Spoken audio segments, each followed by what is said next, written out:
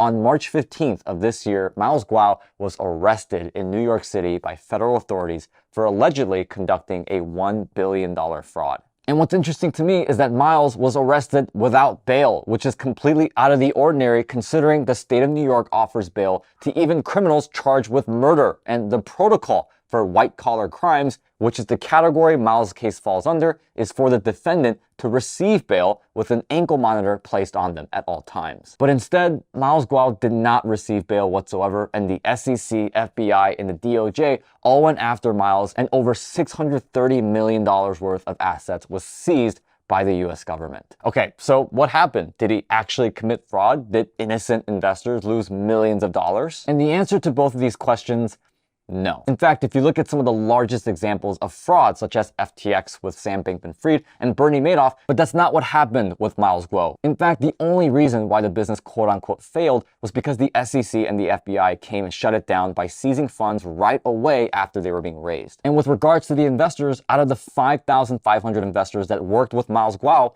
none of them came out and classified themselves as victims. In fact, the New York Southern District Attorney Damian Williams was unsuccessful in finding even one person investing with Miles to speak out against him. But what we find is actually the opposite, because at a rally to support freeing Miles Guo on March 18th, investors spoke out that they don't consider themselves victims of Guo, with one investor going as far as to say, "We are not victims of Miles Guo or GTV. We are the victims of the SEC, of the DOJ, and the federal government agency of the United States who are infiltrated by the CCP." But when we see fraud and scam operations of this magnitude, especially with this amount of money involved, we typically see thousands of angry investors that are demanding justice and reparations. What you don't see are thousands of the quote-unquote victims getting together at a rally to support the alleged fraudster. And to top it all off, the hundreds of millions of dollars that the SEC seized from Miles Guo, which was originally the investors' money, it's been 2 years and they still haven't returned the money to the original investors.